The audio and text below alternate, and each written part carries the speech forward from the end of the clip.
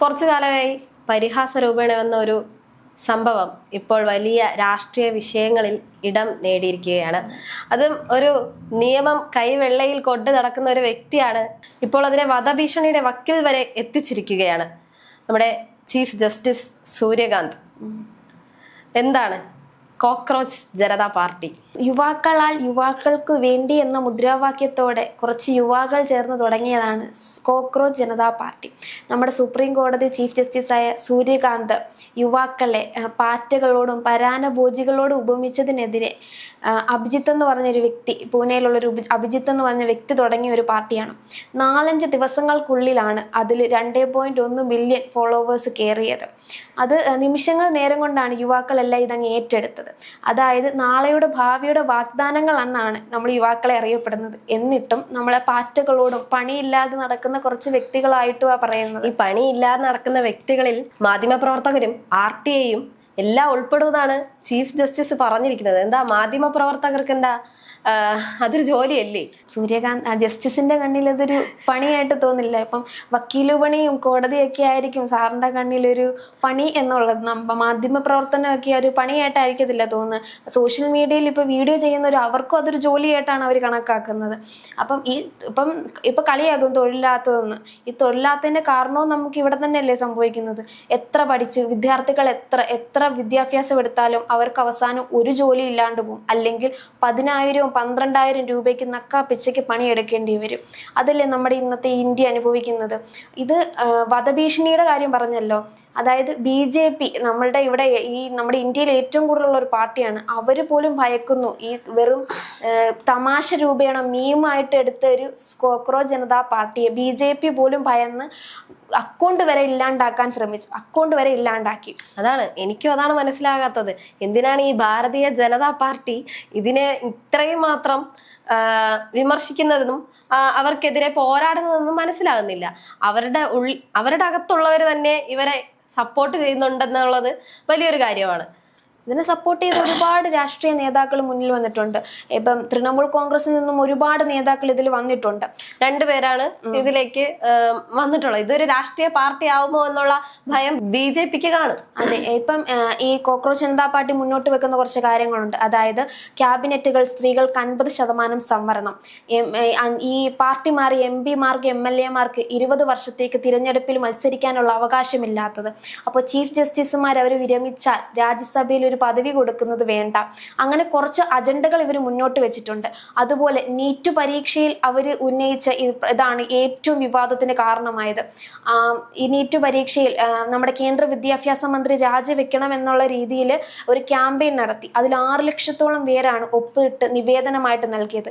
ഇതൊക്കെ BJPക്ക് ഒരു അടിയായിട്ടാണ് തോന്നിയത്. അതുകൊണ്ടാണ് ഈ അഭിജിത്തിന് വധഭീഷണിയൊക്കെ വന്നത്. അത് അഭിജിത്തിന് മാത്രമല്ല, വീട്ടുകാരെ വരെ കൊല്ലും എന്ന് നമുക്കറിയാം. അസഭ്യം പറയുകയും, അതെ, വീട്ടുകാരെ വരെ നമുക്കറിയാം. ശബ്ദം ഉയർത്തുന്നവരെ കൊന്നു കളയാൻ ഉള്ളൊരു തീരുമാനമാണ്. നമ്മളുടെ ഇവിടെ ജനാധിപത്യ രാജ്യം നമ്മുടെ അടുത്ത് പറയുമെങ്കിലും നമുക്ക് ശബ്ദം ഉയർത്താനുള്ള അവകാശം ഇല്ലാതെയായിരിക്കുകയാണ് നമ്മുടെ സമൂഹം തന്നെ. അവകാശം നിഷേധിക്കപ്പെട്ടുകൊണ്ടിരിക്കുകയാണ്. ഇതിൽ നമ്മൾ തിരിച്ച് പ്രതികരിക്കാത്ത വണ്ണം നമ്മുടെ ശബ്ദങ്ങളെ അടിച്ചമർത്തിക്കൊണ്ട് തന്നെ ഇരിക്കും. അപ്പൊ അതിന്റെ ഒരു തെളിവാണ് യുവാക്കൾ. അപ്പൊ ഇനി അറിയാം ഇവരെ എത്രത്തോളം അടിച്ചമർത്താൻ നോക്കുന്നു അത്രത്തോളം ഇത് ഉയർന്നു വരികയുള്ളൂ. ഇപ്പം ഇവര് BJP ഉയർത്തിയ മറ്റൊരു കാര്യമായിരുന്നു പുറത്തു നിന്നുള്ളവരായിരുന്നു. അതായത് ഇന്ത്യക്ക് പുറത്തു നിന്നുള്ളവരാണ്, പാകിസ്ഥാനികൾ മറ്റുമാണ് ഇതിലുള്ളതെന്ന് ഇന്ന് പത്രവാർത്തയിൽ വന്നു. 94.7% അതിനകത്തിലുള്ളത് ഇന്ത്യക്കാരാണെന്നുള്ളത്. അതായത് യുവാക്കൾ തങ്ങളുടെ ശബ്ദം തങ്ങൾക്ക് പുറത്തേക്ക് കൊണ്ടുവരാൻ ഒരു പ്ലാറ്റ്ഫോം കിട്ടി. അതായിട്ടാണ് അവർ നോക്കുന്നത്. അപ്പൊ സോഷ്യൽ മീഡിയ എന്നൊക്കെ പറയുന്നത് നമുക്ക് അവകാശമുള്ളതാണ്. നമുക്ക് എന്തും ചെയ്യാം. മറ്റെന്ത് തോന്നിവാസവും അതിനകത്ത് കാണിച്ചാലും ആർക്കും ഒരു പ്രശ്നവും ഇല്ല. പക്ഷേ നമ്മൾക്കിപ്പോൾ ഇവിടെ ഒരു പ്രശ്നം ഉണ്ടായപ്പോൾ അതിനെ എതിർത്ത് സംസാരിച്ചപ്പോൾ അത് ബാൻ ചെയ്യാനും അതിനെ ഇല്ലാതാക്കാനും ഒക്കെ ആയിട്ടാണ് ആൾക്കാർ വരുന്നത്. BJP മാത്രമേ ഇതിനെ നിഷേധിക്കുന്നുള്ളൂ. മറ്റു പാർട്ടികളെല്ലാം ഇവരെ സപ്പോർട്ട് ചെയ്യുന്നത് പോലെയാണ്. ഇപ്പൊ നമ്മുടെ കേരളത്തിലെ മുൻ മുഖ്യമന്ത്രി പിണറായി വിജയനും രാവിലെ Xൽ ഒരു കുറിപ്പുണ്ടായിരുന്നു. ഇവരുടെ X അക്കൗണ്ട് ഒക്കെ പൂട്ടിച്ചതിന് എതിരെ വന്നിരുന്നു. എന്തിനാണ് BJP ഇത്രയും ഭയക്കുന്നത് ആർക്കും മനസ്സിലാകുന്നില്ല. അപ്പൊ സത്യം എന്ന് ഞാൻ പറയാം, രാജീവ് ചന്ദ്രശേഖർ ഒരിക്കൽ പറഞ്ഞിരുന്നു, BJPയെ തകർക്കാനായിട്ട് വേണ്ടി ഉണ്ടാക്കിയ ഒരു പാർട്ടി. നമ്മുടെ ഇന്ത്യയോ നമ്മൾ ഒരു പാർട്ടിയെ തകർക്കാൻ വേണ്ടിയല്ല അവർ ഒരു രാഷ്ട്രീയ പാർട്ടി അല്ല, അതൊരു പരിഹാസ രൂപേണ കൊണ്ടുവന്നത് അവര് തന്നെയാണ് ഇപ്പോ രാഷ്ട്രീയ പാർട്ടി ആക്കി മാറ്റിയിരിക്കുന്നത്. പിന്നെ ഇവർക്ക് പ്രശ്നം ഉണ്ടായത് BJP ഭാരതീയ ജനതാ പാർട്ടി, അതിന്റെ ഒരു വേറെ വേഷനിലെ കോക്രോച്ച് ജനതാ പാർട്ടി, അതാണ് ഇവരിൽ കൂടുതൽ പ്രശ്നം ഉണ്ടാക്കിയിരിക്കുന്നത്. അവരുടെ ഇൻസ്റ്റാഗ്രാം അക്കൗണ്ടിനെക്കാളും ഫോളോവേഴ്സ് ഇവർക്കുണ്ടായിരുന്നു, അതിന്റെ ഒരു വിഷമം കൂടി അവർക്ക് കാണും. അതായത് യുവാക്കൾ മുന്നിട്ടിറങ്ങിയാൽ എന്താണ് സംഭവിക്കാൻ പോകുന്നതെന്ന് അവർക്ക് നല്ല ഭയമുണ്ട്. കാരണം അത്രയ്ക്ക് ഈ ലോകത്തുനിന്ന് അവർ അനുഭവിക്കുന്നുണ്ടെന്ന് തന്നെ പറയാം. ഈ വെബ്സൈറ്റ് ഇല്ലാതാക്കാൻ ഗവൺമെന്റ് വിചാരിക്കാതെ ഒന്നും നടക്കാൻ പോണില്ല. അവർ വിചാരിച്ചിട്ട് തന്നെയാണ് ഈ വെബ്സൈറ്റ് എല്ലാം ഇല്ലാതാക്കി. അവർ രണ്ടാമത് വീണ്ടും ഇൻസ്റ്റഗ്രാമും എക്സ് അക്കൗണ്ടും എല്ലാം വീണ്ടും തുടങ്ങിയപ്പോഴും ഇവർ അതിനെല്ലാം പൂട്ടിച്ചുകൊണ്ടിരിക്കുകയാണ്. ഇത്രമേൽ ഭയക്കാൻ അതിലെന്തുണ്ടെന്ന് എനിക്കിപ്പോഴും മനസ്സിലാവുന്നില്ല. നാളെ ഇവർക്ക് വേണ്ടി ഇപ്പം പുറത്തുള്ള കൂടുതൽ അവർക്ക് സപ്പോർട്ടുണ്ടല്ലോ, അവരുടെ സപ്പോർട്ട് ഇല്ലാണ്ടായി ആ ഒരു പാർട്ടി ഇല്ലാണ്ടാവുമോ, ഇവർക്കെതിരായിട്ട് ഇതൊരു പാർട്ടിയായി മാറുമോ, ഇതൊക്കെയായിരിക്കും ഇവരുടെ ഭയം. എന്തായാലും രാജ്യത്തെ അവര് മുന്നോട്ട് വെക്കുന്ന കുറച്ച് ആശയങ്ങൾ സമ്മതിച്ചു കൊടുത്താൽ, അത് നടപ്പാക്കാൻ ശ്രമിച്ചാൽ ചിലപ്പോൾ ഒരു പക്ഷേ നന്നായിട്ട് മുന്നോട്ട് പോവാം. അതുപോലെ മാസ്കും കോക്രോച്ചിന്റെ പാറ്റുകളുടെ ഒക്കെ ഫേസ് മാസ്കും ഒക്കെ ഇട്ട് വൃത്തിയാക്കാനൊക്കെ നടക്കുന്നത് കുറെ വീഡിയോസ് ഇപ്പൊ ഇറങ്ങിയിട്ടുണ്ട്. അതായത് നമ്മൾ അഴുക്ക് പിടിച്ച് കിടക്കുന്ന പുഴയും അതും ഇതുമൊക്കെ യുവാക്കള് ഇറങ്ങി വൃത്തിയാക്കാൻ പോകുന്നത്. അപ്പൊ അവർക്ക് എന്തൊക്കെ സാധിക്കും എന്ന് അവർ കാണിച്ചു കൊടുക്കുകയാണ് ഇതിലൂടെ. മെയ് 21 ഈ CJP വീണ്ടും ആരംഭിച്ചിരുന്നു, കോക്രോച്ച് ഈസ് ബാക്ക് എന്നും പറഞ്ഞിട്ട്.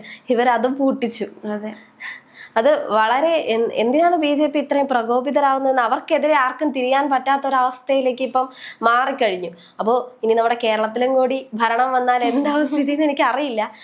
അതുപോലെ ഇപ്പം എന്താ സുപ്രീം കോടതിയിൽ ഇതിന് ഹർജി വരെ പോയേക്കാണ്. നിസ്സാരമായിട്ട് ഒരു ഇൻസ്റ്റഗ്രാമിൽ ഒരു എക്സിൽ തുടങ്ങിയ ഒരു ഡിജിറ്റൽ പ്ലാറ്റ്ഫോമിൽ തുടങ്ങിയ ഒരു മീം, അതും മീമെന്ന് തന്നെ പറയാം. കോക്രോച്ച് ജനതാ പാർട്ടി എന്ന് കേൾക്കുമ്പോൾ തന്നെ നമുക്ക് തമാശയായിട്ട് തോന്നും. അത് അത്രയും കാര്യമാക്കി എടുക്കേണ്ട കാര്യവും ഇല്ലായിരുന്നു. പക്ഷെ അതിപ്പോൾ സുപ്രീം കോടതിയിൽ ഒരു ഹർജി നൽകുന്ന വ്യക്തി, അതായത് സുപ്രീം കോടതി ഇതിന് ഇടപെടുന്ന തരത്തിലേക്ക് എത്തിയിരിക്കുകയാണ്. ഇപ്പൊ ഈ ചീഫ് ജസ്റ്റിസ് സൂര്യകാന്ത് ഉണ്ടല്ലോ, അദ്ദേഹം പിന്നെ അതങ്ങനെയല്ല ഉദ്ദേശിച്ചതെന്നും അതിനെ ന്യായീകരിച്ചുകൊണ്ട് വന്നിരുന്നു. മാധ്യമങ്ങളാണ് ഇതിനെ വളച്ചൊടിക്കുന്നതെന്ന്. അദ്ദേഹത്തിന് എന്തോ മാധ്യമങ്ങളോട് എന്തോ ദേഷ്യമുള്ളത് പോലെയാണ് എനിക്ക് തോന്നിയത്. മാധ്യമങ്ങളാണ് ഇതൊക്കെ വളച്ചൊടിച്ച് പറഞ്ഞത്, താൻ അങ്ങനെയല്ല ഉദ്ദേശിച്ചതെന്നൊക്കെ പറഞ്ഞിട്ടുണ്ടായിരുന്നു. നമുക്കത് കേൾക്കുമ്പോൾ തന്നെ അറിയാം അദ്ദേഹം കറക്റ്റ് നേരെ തന്നെയാണ്. യുവാക്കൾ മാത്രമല്ല, പറഞ്ഞ പോലെ അമിത പറഞ്ഞ പോലെ മാധ്യമ പ്രവർത്തകർ, സോഷ്യൽ മീഡിയ ഇൻഫ്ലുവൻസേഴ്സ് അവരെല്ലാം കോക്രോച്ചുകളാണ്, അല്ലെ പരാന്നഭോജികളാണ് എന്നാണ് പറഞ്ഞിരിക്കുന്നത്. അവര് ഇപ്പൊ ഇന്റലിജൻസ് ബ്യൂറോ തന്നെ മുന്നോട്ടിറങ്ങിയാണ് ഈ അക്കൗണ്ട് പൊട്ടിച്ചിരിക്കുന്നത്. ശരിക്കും നമ്മളൊരു സൈബർ ബുള്ളിങ് സംഭവിച്ചു, അല്ലെങ്കിൽ ഒരു എത്രമാത്രം കഷ്ടപ്പെട്ടായിരിക്കും ഒരു അക്കൗണ്ട് കണ്ടുപിടിക്കാൻ ശ്രമിക്കുന്നത്. ഇപ്പൊ ഒരു നിസ്സാര അക്കൗണ്ടിന് ക്യാൻസൽ ചെയ്യാൻ എവിടുന്നോ ഇന്റലിജൻസ് ബ്യൂറോ കേന്ദ്രത്തിൽ നിന്ന് വരെ ആളുകൾ വന്നിരിക്കുകയാണ്. അപ്പൊ അത്രമാത്രം യുവാക്കൾ ശബ്ദമുയർത്തിയാൽ എത്രമാത്രം ഈ പാർട്ടിക്കാർ ഭയക്കും എന്നുള്ളതിന്റെ ഏറ്റവും വലിയ തെളിവാണ്. അപ്പൊ ഞാൻ എന്തായാലും കോക്രോച്ച് ജനതാ പാർട്ടിയെ സപ്പോർട്ട് ചെയ്യുന്നുണ്ട്. കാരണം യുവാക്കൾക്ക് എന്താ ചെയ്യാൻ പറ്റുക എന്നുള്ളത് അതിലൂടെ കാണിച്ചു തരാൻ പറ്റും. പക്ഷെ എനിക്ക് അതിലൂടെ ഭയമുണ്ട്, അഭിജിത്ത് എന്ന് പറഞ്ഞ ആ വ്യക്തിക്ക് എന്തെങ്കിലും സംഭവിക്കുമോ.